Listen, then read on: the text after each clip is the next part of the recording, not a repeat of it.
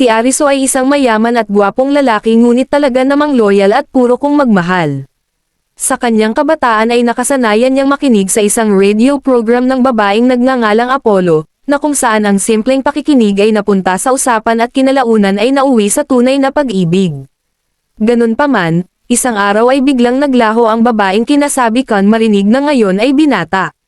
Sinusubok man ng mundo at panahon ay di susuko ang ating bida, at ngayon ay sumugod na sa digmaan upang hanapin ang long-lost sweetheart sa kanyang eskwelahan.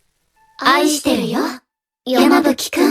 Simulan natin ang kwento sa paaralan ng Firen na kasalukuyang nasa co-ed ngayon. Sinubukan ng guro na magpasikat sa mga babae sa pamamagitan ng pagbibigay ng payo sa mga lalaki na maging mabait sa mga ito. Habang tumatawa sa talumpati dito na tumayo si Ariso at sinabi sa guro na parang simp ang tirada nito kaya nagdemand ng take 2. Dahil sa tindi ng aura ng binata ay ninais ng guro na magpakilala ito na siyang sinamantala naman ng binata. Sinabi nito sa mga bagong kaklase na siya ang tagapagmana ng Yamabuki Group na isang kilalang pamilya. Kasunod nito, mahinahon nitong sinabi na siya ay 99% ng perpekto, at para makamit ang perfect form ay hinimok ang kababaihan na mag-I love you sa kanya. Matapos ang explosive entrance dito na ito ni Locke ng grupo ng mga talunan, sinasabing ang mga kalokohan nito ay nagpatakot ngayon sa mga dalaga. Ganun pa man, sinabi ng binata na ang pagiging extra kadalasan ang nagpapa-impress sa mga chicks. Nang bigla, lumapit ang isang dalaga na sinabing mukha yatang naghahanap ito ng darling at ready naman siya para mag-apply. Nang marinig ito ay pinabulong ng binata sa kanyang tenga subalit hindi ito ang dalagang hinahanap, kung kaya naman busted agad at nagpaalam magbawas muna. Matapos ito, dito na kwento ng boys na ginagawa iyon ng binata mula second year pa lang dahil may hinahanap itong babae, na dahil hindi nito ito nakitang personal ay hinahanap sa pamamagitan ng boses. Samantala nag-iikot ang binata sa paghahanap ngunit bigong muli, kaya muling naalala ang malungkot na nakaraan. Noon ang tanging rason nito para mabuhay ay ang pakikipag-usap sa isang voice stream ng batang babae na si Apollo. Bawat gabing nakakausap nito ang babae ay nagdudulot ng agos ng kasiyahan at itinuturing na kayamanan ang bawat sandali. Nang bigla, isang babae ang mamulong ng I love you na kaboses ni Apollo at napa-atres nito ang binata. Hiniling nito na ipakilala ng dalaga ang sarili subalit hard to get ito kaya magbanyo na daw muna ang binata. Matapos ito, makikita ang binata sa hall kasama ang mga kaklase at iniisip nito ang dalagang kaboses ni Apollo kanina. Ganun pa man, hindi ito sigurado kung ito nga lalo't isang beses lang narinig nang biglang marinig ang boses ng isang dalaga mula sa school speaker. Pamilyar iyon kaya napatakbo ito papunta sa broadcasting room, at sa kanyang daan ay iniisip kung malapit na nga kaya siya sa dalagang hinahanap. Bilang tanging tagapakinig ni Apollo noon ay araw-araw silang nag-uusap, kung saan nabanggit nito na gustong mag-aral sa girls' school na malapit sa dagat. Dahil dito, ginamit ng binata ang max IQ at inanalisa lahat ng datos sa pag-uusap at nalamang kaedad lang ito. Bukod pa rito, napag-alaman ng binata na tanging Firen High lang ang pasok sa taste ng dalaga kung kaya nag-enroll din siya sa boys' school dito para mahanap ito. Pagkarating sa broadcasting room ay huminga muna ang binata, umaasa na makikita na sa loob ang mahal niyang Apollo at sa wakas ay maging 100%. Sa di inaasahan, tumambad dito ang 4 na chicks kaya putol ang excitement. Magtatanong sana ang binata subalit sinigawan ito ng isa dahil sa pagpasok ng walang pahintulot. Agad itong humingi ng paumanhin habang nakatuon ang pansin sa babae kanina na si Rika, sabay iniisip na ito at ang tatlo pa ay tila kaboses ni Apollo. Dahil tulala ang binata ay tinanong ito ni Shinobu kung nais din maging pro, ngunit nalilito ang binata sa nais nitong sabihin. Nagpagalit ito kay Nene at nagtanong kung bakit ito naroon gayong di pala alam ang nais. Dito na inihayag ni Iko na nagtipon sila sa broadcasting room upang kumuha ng career gamit ang kanilang mga boses. Napapaisip ang binata sa career na maaaring kunin ng mga ito, kaya inihayag na ni Shinobu na nais nito maging anchor, VTuber ang kay Iko, voice actor ang kay Nene at singer naman kay Rika. Napagtanto ng binata na puno pala ang mga ito ng mga pangarap ng banggitin ni Shinobu ang ukol sa talumpati nito at sa paghahanap ng kasintahan. Magpapaliwanag sana ito subalit sinipa agad ni Nene na sinabing walang hiyang chickboy daw pala ito. Dulot ng maling akusasyon, nilinaw ng binata na loyal siya at sa katunayan ay merong hinahanap mula sa nakaraan. Nang marinig ito, tinanong ni Iko ang binata kung narito ito para makilala siya ngunit sinabi nitong hindi. Sunod nagtanong si Rika kung gusto nitong makipag-date sa kanya, lalo't kanina lang ay nahumaling na umano ito sa kanya. Dahil sa inis, pinagtapat ng binata na kay Apollo lang ang puso niya at walang masamang interes sa mga ito. Nagpalito ito sa apat at napatanong kung sino ang Apollong ito, bagay na nagpalito din sa binata dahil siguradong isa sa mga ito si Apollo. Dito na nito naisip na marahil ay gustong itago ng dalaga ang pagkakakilanlan, kaya binigyang panahon ang pagmamatsyag muna sa mga ito. Aalis na sana ang binata nang sabay sabihin ng mga dalaga na hindi na ito pwedeng bumalik dahil bawal sa club ang outsider. Nagresulta ito para maalala ng binata ang usapan nila ni Apollo, kung saan sinabi nitong gustong pumili ng career gamit ang voice asset nito. Dahil dito, sinabi ng binata sa mga dalaga na kung papayagan siyang manatili ay mag-aambag ng bagong kagamitan, para mas maging kalidad ang anumang mga gagawin. Nagkasundo ang apat na pumayag sa alok, at bilang pasasalamat ay binigay ang I love you na hinahanap ng ating bida. Sobrang tindi ng pinsalang dulot nito kaya napatakbo ang binata, dahil sabay nito ay naalala din ang I love you niya kay Apollo noon. Ganun pa man, dahil di na siya simpumano ay nagpa siya itong kilalanin kung sino sa apat si Apollo at baka ma-blackmail daw siya nito sa hinaharap.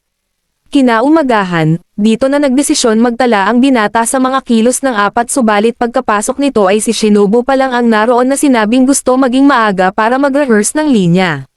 Magtatanong ang binata subalit pinatigil ng dalaga para sa morning broadcast, kung saan ni-review ng binata ang mga impormasyong nakalap ukol sa dalaga. Si Shinobu ay tila isang perfect student dahil di lang ito vice president ng student council kundi respetado din sa paaralan. Habang naririnig ang boses ng dalaga ay kumbinsido ng talentado ito, subalit matapos magumpisang mautal at mamali ay pinagalitan mismo nito ito habang nasa broadcast. Sa labasan, nakita naman nito si Nene na napapalibutan ng fans na nagtanong kung meron na ito ng bagong volume ng sikat na manga. Kinumpirma ito ng dalaga dahil fan din ito ng manga, na nagpaalala kay Arison na gusto rin ni Apollo ang manga. Sunod binasa ng binata ang impormasyon ukol sa dalaga at napag-alamang mahilig din ito sa cosplay at palakaibigan. Nang magsimulang e-voice act ng dalaga ang eksena sa manga ay humanga na sana ulit ang binata ngunit gaya kay Shinobu ay namali-mali din ito. Napaisip ang binata kung kulang ito sa talino ng mapansin naman ng dalaga, at sinabing natatakot kasi dito kaya nagkandamali ang linya.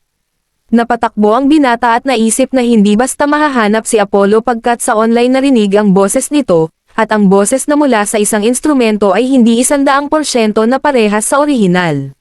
Nang bigla, ginulat ito ni Iko na dahilan para mahulog at saka naalala ang datos tungkol sa dalaga. Si Iko ang nagbibigay ng technical support sa grupo at marami ding fans sa Yutako community. Tinanong ito ng binata kung bakit naroon at sinabi nito na oras na para sa stream session. Binuksan nito ang tablet para sa 5 segundo ng lintik na stream na kinainis ng binata, kaya sinabihan ang dalaga na maging seryoso sa ginagawa. Dumpense si Iko na wala namang problema dito ang mga fans, kaya naman umalis na lang ang binata at naisip na wala sa apat ang seryoso sa kanilang career. Kabaliktaran ang mga ito ni Apollo na determinadong kumuha ng career gamit ang boses na dahil sa determinasyong iyon ay pinanggako ng binata na mag-aaral ng voice-related assistance para matulungan ito sa hinaharap. Kasunod nito, muling nag-broadcast si Shinobu at muling pumalpak kaya kinuha ng binata ang mikropono. Giit nito na pagod na siya sa mga kapalpakan ng grupo kaya nangako na itataas ang level ng mga ito. Dito na ito tinulak ng apat saka dumating ang isang notification na kinagulat nito, pagkat matapos ang ilang taon ay muling nag-live si Apollo at sinabing seryoso siya nang sinabi ang I love you sa binata. Habang patuloy na didinig ang stream ay naging malinaw sa isip nito na isa sa apat na dalaga si Apollo. Napaisip ito kung bakit gusto ng dalaga na magtago ngunit determinado ang binata na mahanap ito. Makalipas ang ilang araw, makikita ang mga dalaga na tumatakbo sa dalampasigan habang sinisigawan ng binata na pagbutihin ng mga ito dahil good health is one step to success. Habang hirap ang apat sa pagtakbo ay basic lang sa binata na nag-backward running pa, kaya nenas na naman si Nene at bakit nga ba raw chill na chill lang ito. Gaya dati ay proud sinabi ng binata na dahil he's him at iaangat nito ang mga dalaga sa tuktok ng tagumpay. Patuloy ang reklamo ni Nene kaya sinabihan ito ni Shinobu na masyado silang nagpakatamad ng mga nakaraan kaya makakabuti ang exercise sessions ng binata. Samantala, napatanong si Rika kung bakit sila tinutulungan ng binata at kung mapagkakatiwalaan ba ito, na sinagot nito ng oo at sinigurong maaabot ng mga ito ang kanilang mga pangarap. Matapos ito, nagtungo ang mga ito sa isang restaurant kung saan inabot ng binata ang isang aklat ng schedule na may mga detalye tungkol sa kahinaan ng mga ito. Kasama din dito ang mga training session at kaukulang pagpapayo para mas mapabuti ang bawat isa. Humanga si Shinobu sa pagiging detalyado ng binata at determinasyon nito na tulungan sila, habang panay reklamo si Nene na kailangan mag-aral ng kanji dahil hirap sa sariling wika. Sumang-ayon si Iko na kailangan pang pagbutihin para makapasok sa isang ahensya ng VTuber, habang si Rika ay inatas ang kumanta sa harap ng 50 tao. Ikinainis nito iyon at tinanong si Ariso kung naranasan na nitong tumugtog ng instrumento sa harap ng maraming tao. Sumagot itong hindi pa kaya sinabi ng dalaga kung gaano kahirap talunin ang kabang dulot nito, ngunit sagot ng binata na kung nais nitong maging top singer ay kailangan malampasan ang kaba.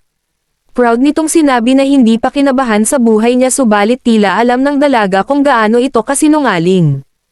Ayon sa dalaga na hindi siya nito pwedeng utusan kung ano ang gagawin lalo't wala naman itong alam sa kanyang career saka umalis.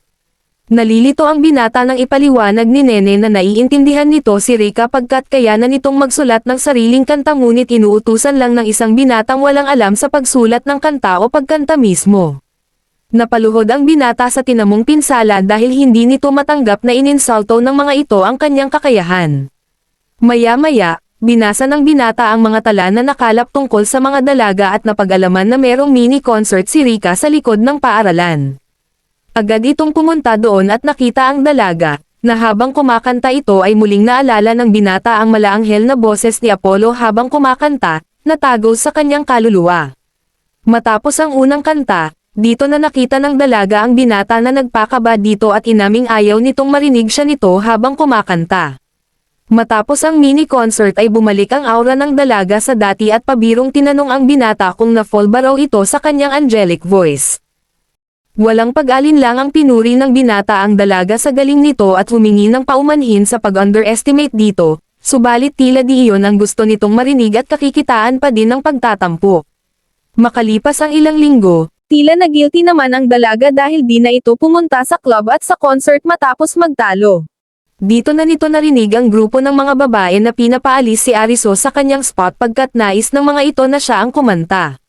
Napag-alaman ng dalaga na nagsanay pala kumanta at maggitara ang binata para patunayan ang sarili, kung saan bilang gantimpala sa determinasyon nito ay pumayag maging kadoo sa entablado. Matapos ang palpak na mini-concert, tinanong ito ng dalaga kung kinabahan na sinabi namang hindi, subalit matapos yakapin ni Rika ay huli ang sinungaling. Makalipas ang ilang araw, habang nasa club room ay biglang nagpaalam si Nene para umalis. Ikinainis ito ng binata dahil di ito matututo ng kanji kung laging tamad subalit di ito pinansin ng dalaga. Nagpa siya ang binata na sundan ito at nalamang sikreto palang nagpa-practice mag-isa, subalit nainas sa kawalang buhay nito at direktang sinabi iyon sa dalaga. Napansin nito ang manga na hawak ng dalaga, at kwinento nito na ito ang pinakasikat na romance manga ngayon na istorya ng pag-ibig ng isang prinsesa at kabalyero. Naalala ng binata na gusto rin ito ni Apollo sa katinanong si Nene kung nag-audition para sa papel ng prinsesa subalit muli lang itong nagsungit. Naisip ng binata na nahihiya ito kaya shiner na umiihi siya dati sa salawal ng elementary pa lang, sinabing hindi problema ang mag-share ng sariling dumb story kung magiging confident ang dalaga. Tila gumana naman ito pagkat inamin ng dalaga na gustong mag-audition para sa karakter subalit ang problema ay wala kasing romantic experience. Challenge accepted, yumuko ang binata para kunin ang role ng kabalyero sa istorya subalit tila literal ang dalaga na sinabing mas mabuti pang makipag-date sa anime character. Mas naging maunawain ang binata at tinanong ito sa petsa ng pag-audition at sinabi nitong sa sunod na 3 linggo. Sinamantala ito ng binata para hamanin ang dalaga, na kung hindi ba raw nito kayang tiisin ang kanyang pagmumukha sa 3 linggo para sa tagumpay. Napasuko ang dalaga kaya kinabukasan mismo ay todo training na ang kabalyero at prinsesa sa eskwelahan man o kahit saan mang sulok ng mundo. Gulat ang madlalalo ang mga simp na naagawan at pati na din ang iba pang dalaga sa club lalo't pang horror ang galawan ng pekeng magkasintahan na ito. Sa ika-20 araw ng training ay dito na kinabahan si Nene pagkat ito na ang oras para sa kiss-scene ng prinsesa at kabalyero. Napaisip ito kung ito ba talaga ang pakay ng binata sa una pa lang, subalit matapos makitang inosente ito ay nasigurong wala talaga itong anumang masamang motibo. Naglagay na ito ng lip tint at naghintay sabihin ni Arison na kailangan nilang maghalikan subalit sinabi lamang ng ating bida na kailangan ng magpahinga hanggang sa araw ng audition. Dismayado ang dalaga sa pagkawalang interes nito sa lintik na halikan, subalit ang romantiko natin ay bumawi ng dalaga ibigay mo yang una mong halik sa tunay mong minamahal. Nagpakilig ito sa dalaga kaya matapos magpasalamat ay agad umalis. Kinabukasan, pinagbalita ng dalaga ang hindi pagkatanggap sa audition dahil pinili ng author ng manga ang paboritong voice actress, kaya naman shutdown ang binata. Nang makita ito ay naalala ni Nene ang parehong eksena sa manga kung paano hinalikan ng prinsesa ang helmet ng kabalyero, kaya ginawa rin ito sa pamamagitan ng paghalik sa manga na nasa mukha ng binata. Nang aalis na ito ay saka naman pinigilan ng binata dahil alam nitong hinalikan siya, at nonchalant pang nagtanong kung in love ito sa kanya.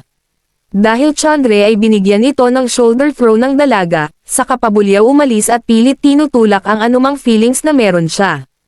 Sunod pumasok ang iba pa at nakita ang bagsak na mandirigma, saka siniguro dito nakabaliktaran ang sinabi ni Nene na I hate you dahil nagiging kamatis ang tenga nito pag nagsisinungaling. Sa sumunod na araw, pumasok ang binata sa club room nang makita ang completos recado na adobo subalit imbis magutom ay pinagalitan nito ang mga dalaga. Pinuna ni Ariso ang kawalang delikadesa ng mga ito, lalo't sa panahon ngayon ay laganap ang masasamang loob na pwede silang kunan at i-blackmail. Sa kabila nito, pinuna ni Nene na nakita pa din ito kaya humingi ng paumanhin at siyang ginawan naman ng Maginoo nating romantiko. Matapos ang klase ay inalok ni Rika ang binata para lumabas subalit tumanggi ito at nagpaalam para sa importanteng lakad. Pagkaalis ng binata ay agad sinabihan ni Nene ang mga kasamahan na sundan ito para makita ang sikreto, na ikinagulat ni Rika dahil ayaw maging stalker. Giniit ni Nene na pagganti lang ito lalo't nakita ng binata ang perlas ng silanganan, at sinangayunan ni Iko dahil thrill ang subalit sa panig ni Rika ay mas interesado sa daily life ng binata. Dito na sumakay ang mga ito sa bus na sinakyan ng binata at agad kumuha ng litrato si Nene sa akala ay eki manga. Ganun pa man, nang i-zoom na ito ng dalaga ay librong pambata pala na halatang para sa kanya kaya napatawa si Rika sa maling hinala nito. Maya-maya huminto ang bus sunod pumasok ang binata sa cafe. Sinundan ito ng dalaga at nagulat na makitang nagtatrabaho pala ito doon, saka nagtago para pag-usapan kung bakit ang isang rich kid ay nagtatrabaho sa cafe. Naisip ng mga dalaga na baka scam ang binata nang lapitan ng boss ang binata at humingi ng paumanhin para sa dagdag na shift nito. Baliwala iyon sa binata at sa halip ay inamin na kailangan talaga ng extra income. Dahil alam ng amo na mayaman ang binata, tinanong nito kung bakit pa ito nagtatrabaho gayong mayaman na. Sumagot ang binata na ang kanyang ama ang mayaman at siya naman ay simpleng binata na nagsisikap kumita ng sariling pera. Binanggit nito na kailangan ng 1,000,000 yen kaya napatanong ang amo kung para saan ang halagang iyon. Samantala, naalala ng dalaga ang sinabi ng binata na kumita ng 1,000,000 sa stock market, naisip kong nagsinungaling lang ito para makasali sa club. Ganun pa man, sinabi ng binata na para iyon sa broadcasting equipment dahil gustong tulungan ang 4 na dalaga na nagsisikap abutin ang kanilang mga pangarap. Nang dahil sa mga salitang ito ay nakumbinsi ang mga dalaga na sincere at puro ang binata, kaya binigay na ng mga ito ang buong pagtitiwala. Dito na nagpakita ang mga ito na kinagulat ng binata, kung saan kumuha ng litrato si Nene para ma-blackmail ito sa hinaharap. Kinabukasan, dito na nag-alala ang binata sa isip na madaming hawak na ebidensya si Apollo at patalsikan siya sa paaralan lalo't bawal sa Firen ang may part-time. Biglang pumasok si Iko at nilok ang pinto kaya tarantang nanindigan ang binata na di magpapa-blackmail dito. Ganun pa man, sinimulan alisin ni Iko ang jacket at sinabing dahil nakita ang sikreto ng binata ay marapat na ibahagi din niya ang kanyang sikreto. Nagtataka ang binata kung ano ang ipapakita nito nang hugatin ni Iko ang tablet at pinakita ang mga basher sa livestream. Ang mga loyal following nito ay nagsimulang mag-comment na nakakabagot ang mga content nito kahit sa mga nakaraan ay marami ang naging aktibidad. Sinabi ng binata na alam na ito dahil laging pinapanood ang dalaga. Kinuha nito ang CP at pinakita sa dalaga ang video clips nito na kung saan walang emosyon ang avatar, kaya hindi makita ng mga followers ang expression nito na dahilan ng pagkabagot. Sinabi nito sa dalaga na madali lang ang solusyon at iyon ay ang pag-upgrade nito sa avatar para sa mas magandang avatar capacity.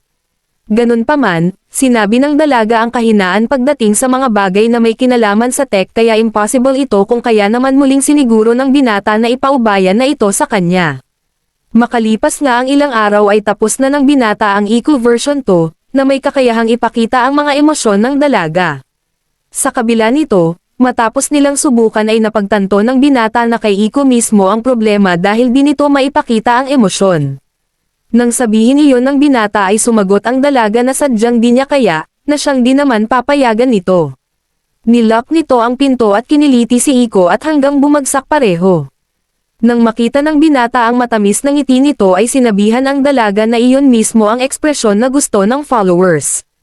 Nang bigla, maririnig si Nene na nagtatanong kung bakit nasa delikadong posisyon ang mga ito dahil gumamit pala ng selfie stick para mag-spy. Pagkabukas sa pinto ay agad hinuli nito ang binata sa kasong pag-ignore sa feelings niya, habang nagpasalamat si Iko sa tulong nito. Dahil dito, nakumbinsi ang madla na not guilty ang binata at tinulungan lang talaga si Iko. Ngunit, nang magsimula ng mag-stream si Iko kinabukasan ay nadismaya ang binata dahil bumalik na naman ito sa pagiging mahiyain. Naisip ng binata na hirap itong ipakita ang emosyon sa harap ng madla, habang kinakabahan na ang dalaga dahil mauubos na ang viewers. Nang makita ito ay tinanong ng binata kung kailangan nito ng tulong, at matapos ang go signal ng dalaga ay pinost ang video. Kinatakot ito ng dalaga dahil masisira ang algoritmo, ngunit sa halip ay pinagalitan ito ng binata sa pagiging mahiyain. Hinimok pa nito ang dalaga na tumigil na dahil sa pagsukol lang magaling, kaya naman tuluyan na itong nagalit at sinabing mahal ang pag-stream kahit paligwak sa larangan.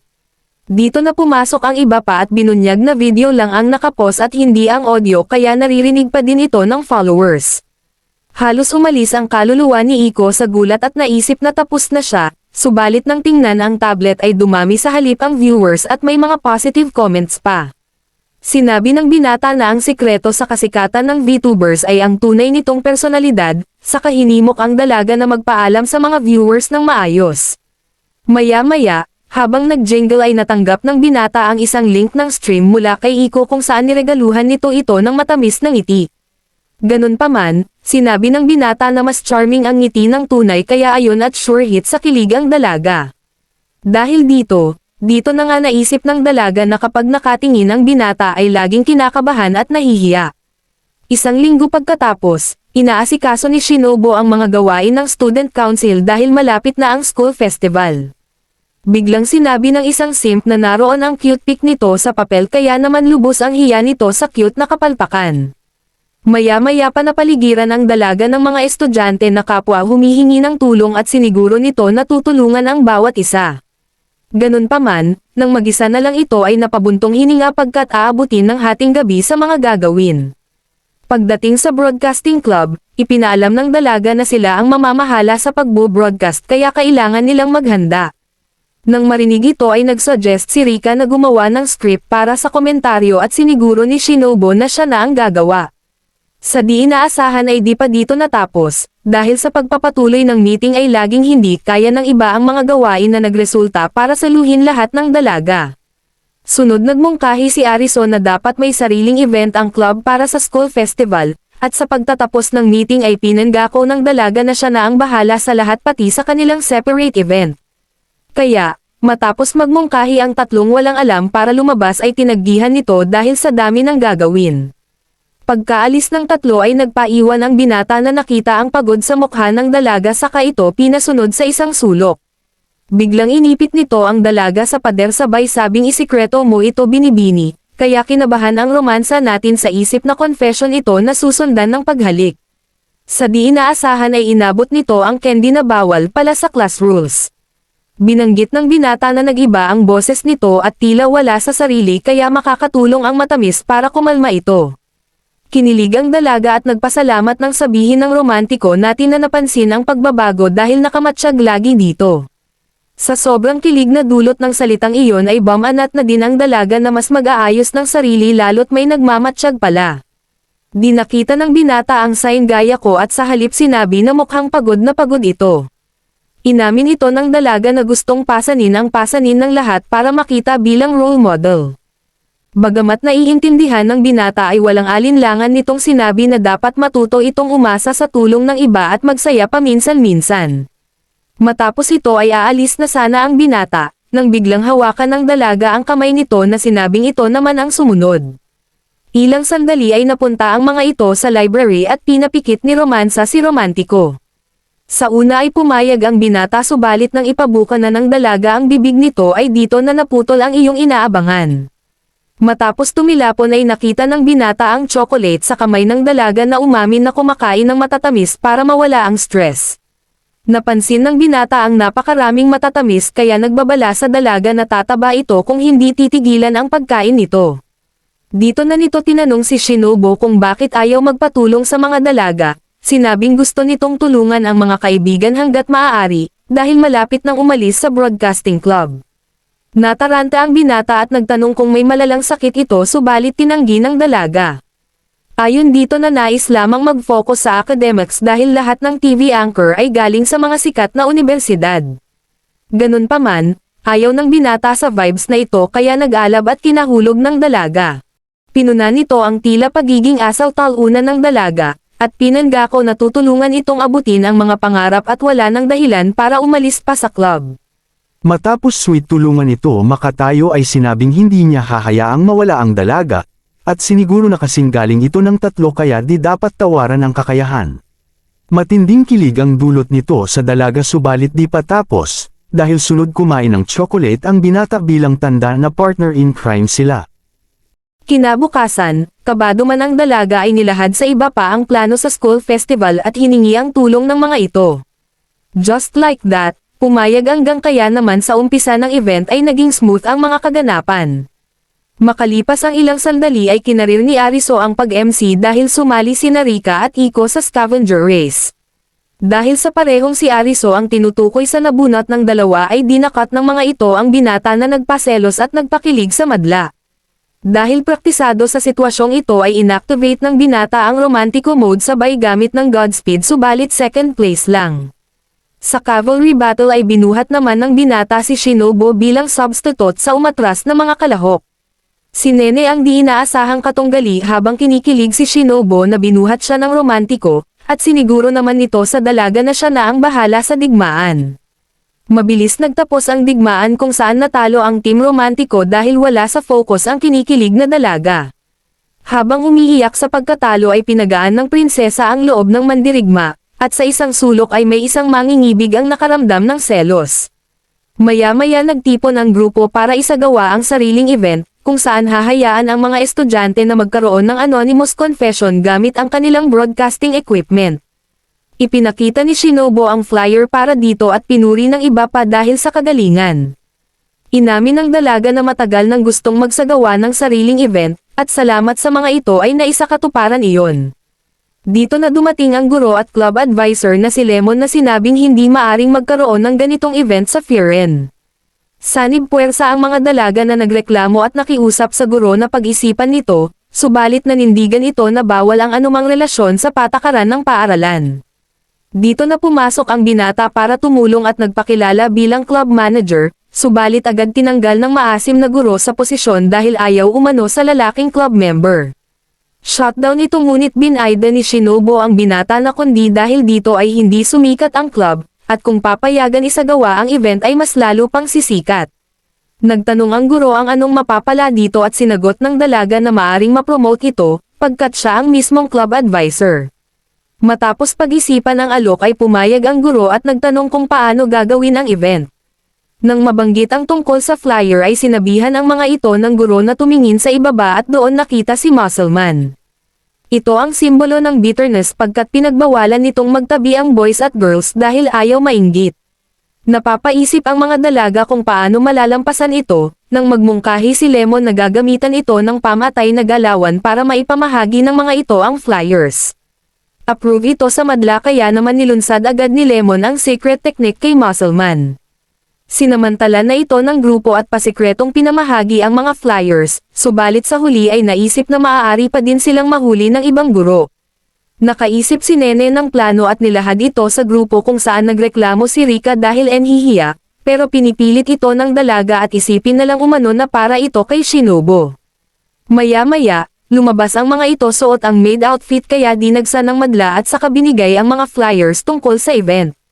Dito na napasigaw ng retreat si Lemon dahil di na kaya ang makipaglambingan kay Muscleman. Nang mapansin nito ang mga dalaga ay saka naman sumulpat si Ariso para di makita ang mga ito. Matapos magpahinga, binago ulit ni Shinobu ang plano at pinaliwanag na ang confessor ay kailangan pumasok sa madilim na paaralan sa tabi. Gagamitin nito ang cup telephone upang ipasa sa kanya ang confession na siya namang ibo-broadcast niya sa madla. Matapos magkasundo ay pumunta ang tatlo sa katabing silid-aralan para mag-facilitate habang nagpaiwan si Shinobu sa club room. Natanggap nito ang unang confession na sinabing wag mamamali sa linya, kaya sa paglabas upang makita kung sino ay nakita ang mga salarin. Kasunod nito, formal nang binuksan ng dalaga ang event para sa anonymous confession. Aatake sana si Muscleman nang biglang sumulpat si Lemon at gamitan ulit ito ng secret technique. Sunod ibinahagi ni Shinobu ang unang romantic confession na kumuha sa atensyon ng mga guro, at umaasa na ang event na ito ang magliligtas sa lahi ng mga Hapon. Dito na ipinagbalita ni Nene na marami na silang kalahok na napasali na ibig sabihin ay success ang kanilang event. Dito na nagtatanong si Iko sa dalawa kung nais din ng mga itong mag-confess. Inamin ni Nene na may nais hingian ng tawad subalit di ito magawa dahil sa hiya. Sa panig ni Rika ay sinabing may isang taong sinungitan at nais ipabatid dito ang paghingi ng tawad. Samantala, inamin ni Iko na may taong gustong pasalamatan at halata namang si Ariso ang tinutukoy ng tatlo. Nagpatuloy ang event nang biglang mag-echo ang speaker, kaya panic mode si Shinobu dahil di alam kung paano ito aayusin.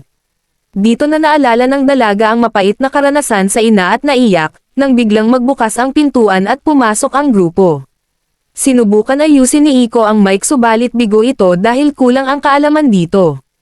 Hinikayat ng iba na itigil muna sandali ni Shinobu ang broadcast subalit sinabi nitong kakapusan sila sa oras.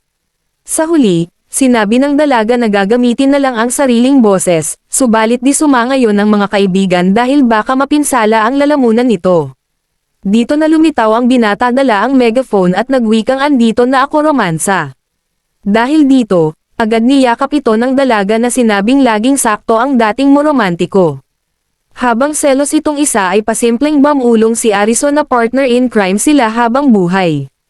Kasunod nito, pinagpatuloy ni Shinobu ang broadcast ng mga romantic confession. Naghahanda na sanang umuwi ang binata habang nagpapasalamat ang dalaga sa mga nakibahagi sa event nang sabihin nito na tatapusin iyon sa isang huling confession. Matapos marinig ng binata ang paghingi nito ng tawad sa pagkawala sa nakalipas na 3 taon, ay agad nitong napagtanto na si Apollo ang nasa likod ng confession na ito. Buong pusong humingi ng kapatawaran ang dalaga sa pagtakas, sa isip na baka hindi matupad ang pinanggako noon sa isa't isa. Nagulat ito nang muling marinig ang boses ng binata at naisip na baka galit dulot ng pag-iwan, subalit sa huli ay inulit nito ang pangako noon na susuportahan siya hanggang magtagumpay. At bilang tugon sa pagsunod nito sa binitawang salita ay tutugan ang dalaga sa parehong salita na ginamit noon. Walang iba kundi ang Ariso, mahal kita. Habang gulat ang madla sa binata ay kumari pa ito ng takbo sa broadcasting room sabay hinawakan si Shinobu. Tinanong nito ng dalaga kung sino ang nasa likod ng confession subalit kabado itong sumagot na hindi. Napansing kinabahan ang dalaga ay agad humingi ng paumanhin ang binata sa marahas na kilos. Pinagmamalaki nito ang dalaga na wala ni isang linya na namali na kinikilig naman ng husto at yamakap, sabay nagpasalamat sa pagiging partner in crime nito. Matapos ito, nakatanggap ng mensahe ang binata mula kay Apollo at pinapapunta ito sa broadcasting room. Pagkarating doon ay nakita ang cup telephone na agad kinuha, saka narinig si Apollo na sinabing tapos na siyang magtago at okay nang magpakita. Naputol ang eksena sa flash forward at makikitang nagpa-party si Lemon sa kanyang bahay. Bilang club president ay nagbigay ng toast si Rika at pinuri si Shinobu sa mga ginawa nito at sa matagumpay nitong event. Sunod pinilit ng mga dalaga si Lemon na bayaran ang pagkain sa pagiging tamad nitong advisor, ngunit sumagot ito ng atake at pinanto ang pag-aayos ng mga ito para magpa-impress kay Ariso. Tinanggi ito ng mga dalaga subalit alam ni Lemon ang totoo at siguro umano ay panic mode ang mga ito matapos marinig na may nag-I love you kay Ariso. Nagkanda palusot ang iba subalit iba si Rika na sinabing gusto talagang ma-impress ang binata, yun nga lang ay nakatulog na pala ito. Dito na nagmungkahi si Lemon ng girls party para samantalahin ang pagkakataon at matapos pumayag ng mga dalaga ay lumabas saglit ang mga ito. Makalipas ang ilang sandali ay bumalik si Iko at tumabi sa binata saka nagtanong kung bakit ito niyakap ni Shinobu dahil selos. Napatanong ito kung nagkakagustuhan ang dalawa sabay magnanakaw na sana ng halik nang biglang dumating si Nene at pigilan ang plano. Umupo ito sa tabi ni Iko na nagtanong kung nakita nito, nagkunwaring hindi sabay napaisip kung bakit ba pinigilan ang dalaga na makaisa sa binata. Nagtanong si Iko kung nakahalik na ang dalaga na nagresulta naman para maalala nito ang indirect kiss. Nahihiya man pero sinabing oo kaya naman nauubos ang gulat ni Iko na experienced pala ito.